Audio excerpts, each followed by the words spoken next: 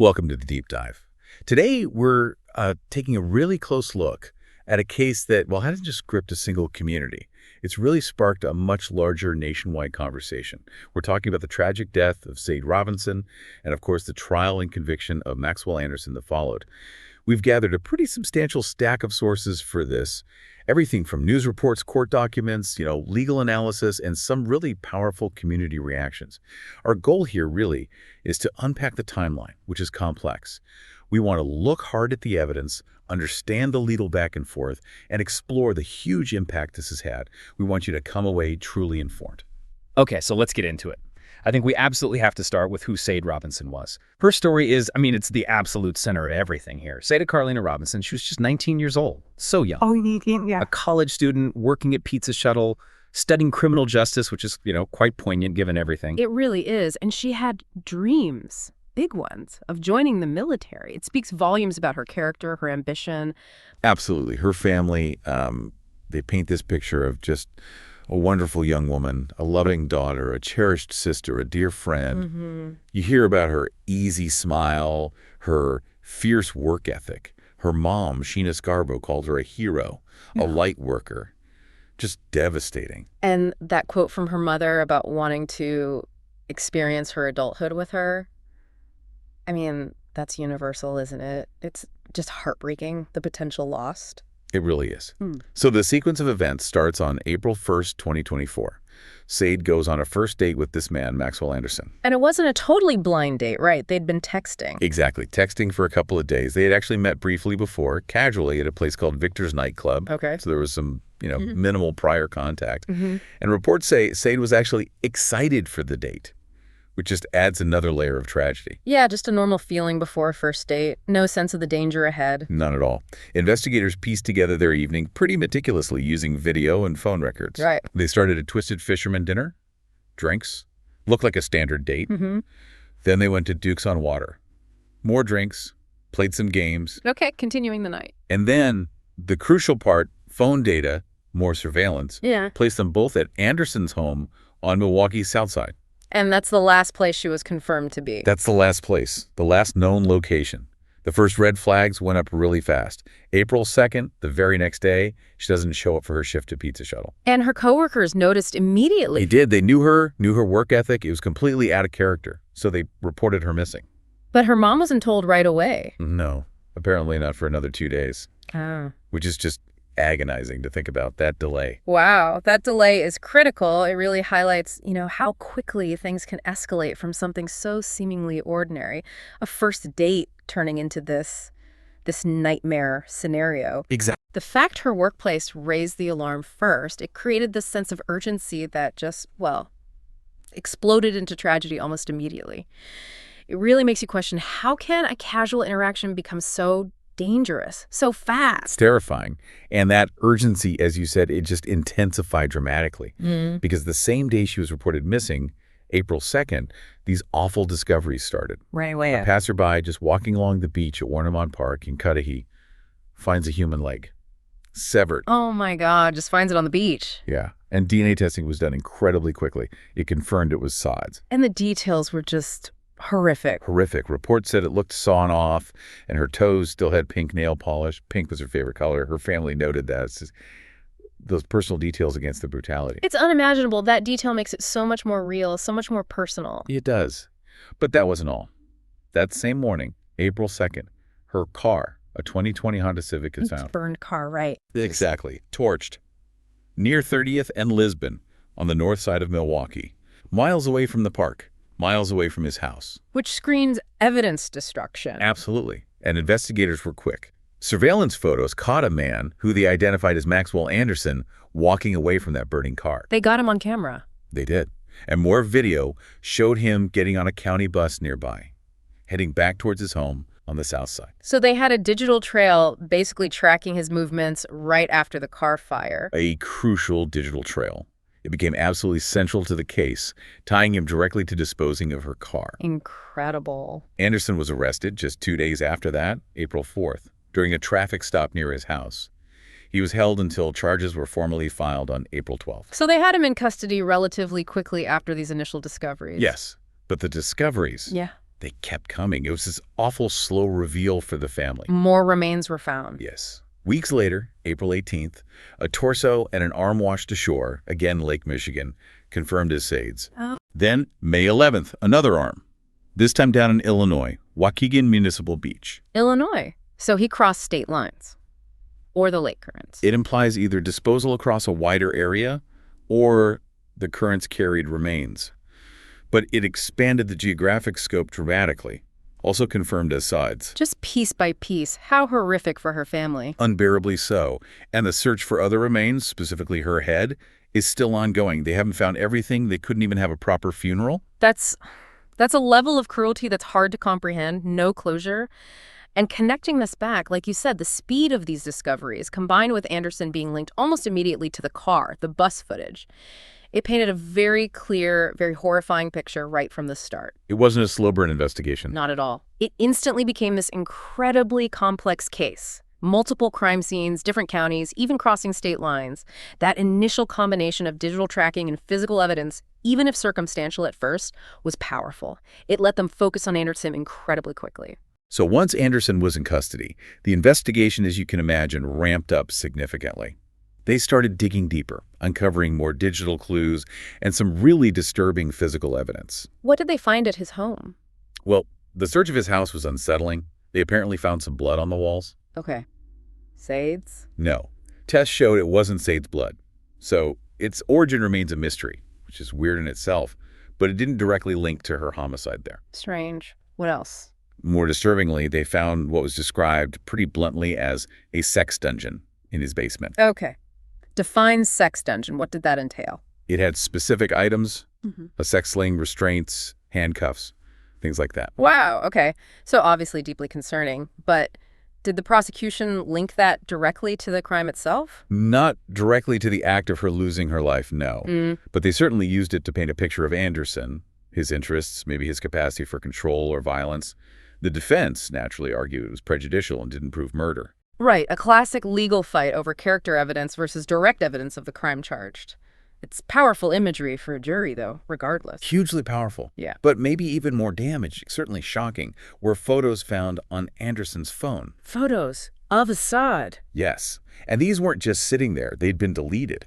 Detectives had to recover them through digital forensics. Okay, so he tried to hide them. What did they show? They showed Sade Robinson, incapacitated, face down on his couch, her face actually buried in his couch cushion. Incapacitated, meaning unconscious. Or worse. The implication was certainly unconscious or unable to consent or resist. And one photo was particularly awful. It showed his hand, groping or grasping her exposed right breast. Oh my God. And the prosecution pointed out, chillingly, that this was a breast later removed from her body during the dismemberment. Wait, seriously? Yes. Prosecutors called that photo a trophy, suggesting he was documenting his actions. That's beyond disturbing. How did the defense even respond to that? They had to concede she was at his house, obviously, but they argued she left okay. They tried to disconnect her being there, even in those photos, from her actually being harmed by him there. That seems like an incredibly difficult argument to make with photos like that showing her incapacitated. Extremely difficult. And the prosecution hammered the connection.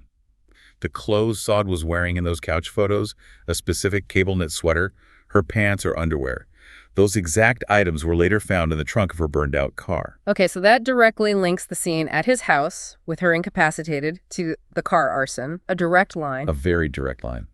It suggests evidence from his home was being destroyed in that fire. Then there were the details about the dismemberment itself. Investigators came to believe he did it at Warnemont Park, where her leg was first found. Not at his house. They believe at the park.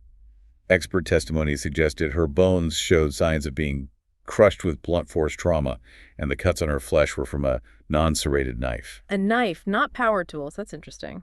It is, because it explains something crucial. Why his downstairs neighbor didn't hear anything. No loud saws, no screaming. If it was done quietly with a knife, possibly elsewhere, it fits that lack of noise. That makes sense. A quieter, more methodical approach would be less likely to alert neighbors. And then there was Warnemont Park itself. This became a really key piece of circumstantial evidence. How so? Beyond the leg being found there. It turns out the specific beach area where her leg was found, Anderson called it his secret beach. His what? Seriously? Yes. An ex-girlfriend testified he'd taken her there 5 to 10 times. He knew that spot intimately. Wow. So it wasn't just a random spot he picked to dump remains. It was a place he knew well, felt comfortable with. That implies planning, familiarity. Exactly. It makes the location seem much less random, much more chosen. That's a powerful piece of circumstantial evidence. And the evidence kept piling up. Remember the surveillance video after the car fire, showing him in a specific hoodie, dark clothes, a camo backpack? Yeah, on the bus footage? Right. Well, over a week later, police found that exact hoodie in a trash can just 2 doors down from his house. They found the hoodie. Did it have anything on it? Oh, yes. DNA testing found both Maxwell Anderson's DNA and Sade Robinson's DNA on it. Both their DNA. On the hoodie he wore after the car fire. Crucially, yes. The prosecution stressed. This wasn't the outfit from the date. This was the outfit from the next day, linking him directly to the disposal phase of the crime, not just the initial meeting. That's huge. It connects him forensically to her after she was already gone, during the cleanup. Then there's the phone issue. His phone went dark, inactive, for about 9 hours overnight after the date, from just after midnight until 9 a.m. And the defense said he was asleep. They argued he was asleep.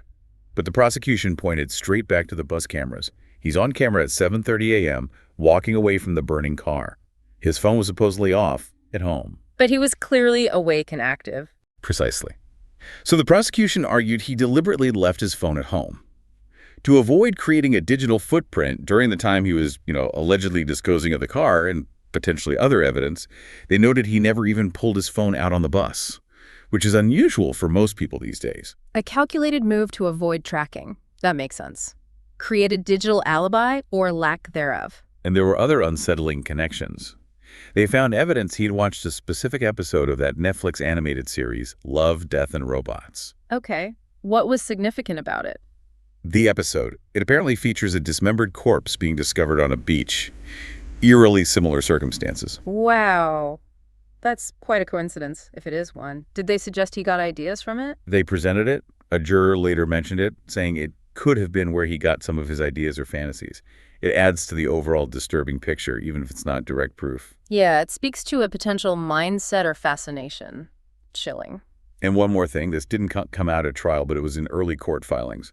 A confidential informant. What did they claim? This informant told police that Anderson had actually planned to kill Robinson weeks before the date. Said Anderson showed them his basement with tarps and saws and talked about shooting her and dismembering her body. Wait, what? Weeks before? That implies serious premeditation. Why wasn't that used at trial? It led to another search warrant, but ultimately the prosecution didn't present it. The guess is they couldn't corroborate it. Or maybe they felt the informant wasn't credible enough for court. Informant testimony can be tricky. Right. It has to be solid. But wow, that's a disturbing detail that was floating around early on. It really is incredible, though, when you step back and look at the sheer volume of digital and forensic evidence they pulled together here. It's staggering. Phone data, deleted photos recovered, bus cameras, license plate readers, DNA on the hoodie. It created this incredibly powerful circumstantial narrative, even without finding the murder weapon or getting a confession. Yeah, no single smoking gun, but an avalanche of interconnected evidence. Exactly. And the cooperation between different agencies across county and even state lines was key. It shows how sophisticated these investigations have become. Technology is like a silent witness, constantly recording. It really makes you think about the trail we all leave. Absolutely. Your digital footprint is vast. So despite this mountain of evidence, as you called it, there were still some significant unanswered questions. And these really formed the basis of the defense's entire strategy. Like the murder weapon. Exactly. No murder weapon was ever recovered. That's a big gap in any homicide case. Huge. And the cause of death. Also undetermined. The medical examiner couldn't definitively say how Sade Robinson lost her life. They had theories, maybe strangulation, stabbing, other means, but they admitted they just didn't know for sure. And toxicology didn't show anything conclusive. No, the state of the remains made a full analysis difficult, but there were no drugs found that pointed to a cause of death. So no clear mechanism, no weapon. That was prime territory for the defense. Absolutely. Creates that reasonable doubt space. Defense attorney Anthony Cotton hammered this. He argued there was no direct evidence of how she passed or proof Anderson intended to kill her. Focusing on the intent for first-degree homicide. Right. He said, there's nothing in the videos that suggests Max is planning to do anything like an intentional homicide, trying to separate uh, the horrific dismemberment from the actual act of killing. A difficult line to walk, but legally crucial. And they threw out some alternative ideas, though they seemed pretty speculative. Or what? Like maybe something happened in the alley near his place, or maybe it was a stalker, just trying to suggest other possibilities, however faint. Trying to muddy the waters, essentially, create alternative narrative. Yeah. And while they admitted Anderson was the guy on the bus footage, they stuck to the line that he was just in the wrong place at the wrong time. Maybe involved in the disposal, but not the homicide itself. Okay, trying to minimize his role or culpability. And significantly, the defense presented no witnesses. None at all. Anderson didn't testify. No, he exercised his right to remain silent. And the defense team called nobody. Their entire strategy was cross-examination. Just trying to poke holes in the prosecution's case. Exactly. Cross-examining those 62 prosecution witnesses, trying to highlight the missing weapon, the unknown cause of death, maybe small inconsistencies like questioning if Anderson's DNA was found on the car door handle. Just looking for any weakness. It really underscores the challenge and the power of a strong circumstantial case. The defense points to the gaps, no weapon, unclear cause of death, and says reasonable doubt. Right. But the prosecution uses the sheer weight and consistency of all the other evidence, the photos, the DNA, the timeline, the secret beach, to argue that, while nothing you have heard points to any other theory, becomes a battle of narratives. Does the prosecution's story make so much sense that the gaps don't matter as much? Exactly. And the fact the defense didn't call any witnesses, especially when the judge apparently allowed the jury to consider a lesser charge like reckless homicide, well, you could read that as them recognizing just how strong that circumstantial web was. They might have felt putting Anderson on the stand or offering weak alternatives would do more harm than good. A calculated risk, perhaps? Relying solely on finding doubt in the state's case? It happens. Sometimes that's the only viable strategy when the evidence seems overwhelming. So the trial itself, it was detailed, complex, a real marathon. 7 days of testimony after jury selection? Yeah, jury selection was actually pretty quick, just one day. Right. Then 7 full days of testimony. And like we said, 62 witnesses called by the prosecution. That's a huge number of witnesses. It is. And some, like the lead detective, Joanne Donner, testified multiple times. The prosecution really wanted to lock in the timelines, connect all of the dots across the different locations, make it airtight for the jury. Building that narrative brick by brick. Exactly. Using hundreds of photos, videos, phone records, witness accounts. Assistant DA Ian Vance Curzan really drove home that the evidence, beyond a reasonable doubt, pointed only to Anderson. And you mentioned they saved some key evidence for the end. Yeah, strategically holding back things like those awful couch photos and the ex-girlfriend's testimony about the secret beach until late in their presentation. Maximum impact just before deliberations, a common tactic. Right. Then Anthony Cotton, for the defense, gave his closing. Again, focusing heavily on the missing pieces. No weapon, no clear cause of death, arguing the state hadn't proven intent for first-degree murder, lacked that smoking gun. Sticking to their core argument. Then the case went to the jury. 9 women, 3 men. Thursday afternoon. They deliberated for maybe 15-20 minutes before heading home for the night. Okay, a brief start. Then they came back Friday morning, June 6th. Resumed deliberations. And how long did it take then? Less than 30 minutes. Wow, that fast. Incredibly fast. They announced they had a verdict. Guilty on all 4 counts. All 4. Intentional homicide, mutilation, hiding a corpse, arson. Yep. Guilty on everything. And Anderson's reaction. Reports say he was stone-faced, stoic, showed almost no emotion as the verdicts were read. Chilling. Yeah, and legal analysts jumped on that quick verdict time. Usually a very fast verdict favors the prosecution. Meaning the jury didn't struggle much? Exactly. It suggests they found the evidence compelling and didn't get hung up debating reasonable doubt or the different counts. A strong consensus formed quickly. So he faces a mandatory life sentence now.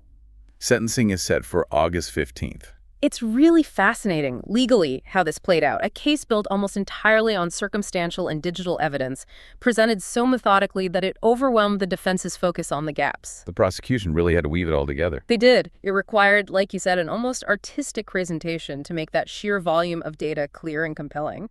And the judge, Laura Crivello, got praise for managing the trial carefully, protecting the record, ensuring the conviction would likely withstand appeals despite the complexities. It feels like a landmark case in some ways. It raises that big question, doesn't it? As our digital lives expand, will more and more cases hinge on piecing together these digital breadcrumbs? Is this the future of how many crimes are solved and prosecuted? It might be shifting the whole landscape. The impact, though, goes so far beyond the courtroom. The reaction from Said's family, the community, it's been incredibly powerful. How did her family react to the verdict? Her mother, Sheena Scarborough, expressed relief, obviously, but also just profound exhaustion. She called Said a hero, an angel, said her mission is still wanting to help others. Even in death. Yeah. And she said something heartbreaking, that she hadn't had a single day to just grieve since it happened because of the constant fight, the investigation, the trial. The trauma is ongoing. It doesn't end with the verdict. No. And she said, my baby solved her own case, pointing to the evidence Said unknowingly left behind. Her grandmother felt relief too, but the pain is clearly still immense. And the frustration about not finding all of her remains. Huge frustration. Anderson hasn't told them anything. They still don't know where her head is. They couldn't have a complete funeral. It's an ongoing torment. Unfathomable. The community response was massive too. Mm. People organized a pink out event. Pink was Said's favorite color. They turned Anderson's front lawn into this makeshift memorial with balloons, flowers, posters. A visual statement of support and remembrance. Absolutely. And a mural of Said went up near Pizza Shuttle where she worked. A permanent tribute. That's wonderful. And so many people, strangers even, came to the courthouse just to support the family. They felt connected to this nightmare scenario, this fear of a date gone horrifically wrong. That feeling of, it could have been anyone. It resonates. It really does. And this tragedy has fueled real advocacy, real pushes for change, led by Said's mother. What kind of advocacy? Sheena Scarborough started Said's Voice Foundation. It's a nonprofit aimed at protecting young people and supporting families going through similar nightmares, but with a really specific focus on missing and endangered Black women. That's incredibly important work. There are huge disparities there. Absolutely. Statistics show Black women are disproportionately affected. Wisconsin, where this happened, had the highest number of missing Black women recently. Nationally, the numbers are shocking. So this foundation is addressing a critical need. Using her daughter's tragedy to try and prevent others, that takes immense strength. It really does. She's partnered with state lawmakers, pushing for a specific task force, a Missing and Murdered African American Women and Girls Task Force, to improve police response, get more resources to these cases. That's vital legislative work, systemic change. And the family's attorney, Verona Swanigan, she made it clear. The criminal conviction is just one step. They're pursuing civil action too. Yes, against Anderson himself, definitely, but also potentially against the bars they visited, Twisted Fishermen and Dukes on Water, alleging they served underage or intoxicated individuals, exploring negligence there. Looking for accountability beyond just the perpetrator. Exactly. And Swanigan also spoke out forcefully against media outlets that showed unedited graphic photos of Said, called it disrespectful, inhumane, feeding the dark web, raises big questions about media ethics in these cases. That's a really important point about respecting victims and their families amidst intense media coverage. Even law enforcement, the investigators and prosecutors, they acknowledged the toll this took. Yeah, you mentioned the lead detective. Detective Joanne Donner.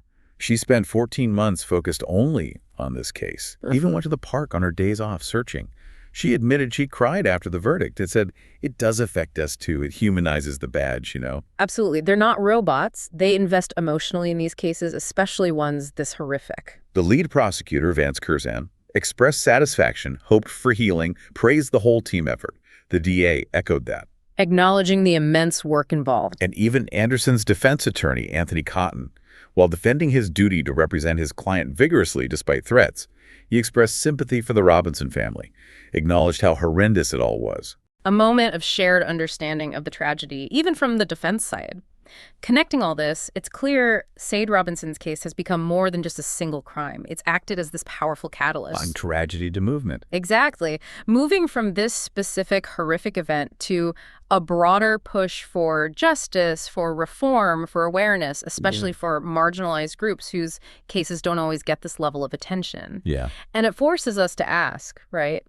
In this age of digital evidence, how do we best use the attention from cases like this? How do communities, lawmakers leverage this to create real change, to ensure accountability, protect people better, prevent future tragedies, especially when you see the raw grief and trauma the family continues to endure? It's not just about the legal outcome. It's about the human cost Yeah. and what we do about it afterward. So wrapping up this deep dive, there's just so much to process here with the St. Robinson case. You've got this incredibly intricate web of digital evidence that built the prosecution's case. Almost undeniable in the end. Yeah. But then you have the family's agonizing, ongoing wait for answers for all of her remains. And this powerful call for change that's emerged.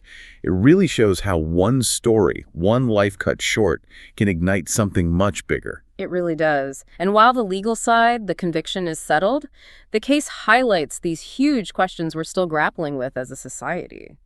Personal safety, especially with online dating or casual meetings, the role technology plays in crime and in solving it, and that critical need for advocacy, ensuring every missing person's case gets the attention it deserves. Justice isn't just one day in court. That's exactly what Saad's family emphasized.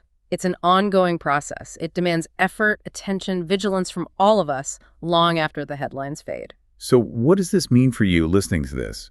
Maybe it gives you a deeper appreciation for the incredibly complex work investigators and lawyers do, piecing these terrible events together. Or maybe it's a reminder to think about our own digital lives, our safety, how technology intersects with everything we do now. And perhaps for some, it's a motivation. A reason to support groups like Said's Voice Foundation, doing that crucial work to make sure vulnerable people, especially Black women and girls, are seen, heard, and protected. Making sure their stories don't get lost. It really does make you wonder, doesn't it? If this level of digital and forensic detail could solve this case, how many other cold cases, unsolved disappearances, are just waiting for the right technology, the right eyes, to finally bring answers? A sobering thought. Thank you for joining us on the Deep Dive. We hope you feel more informed and maybe, just maybe, a bit more compelled to look deeper into the issues that matter.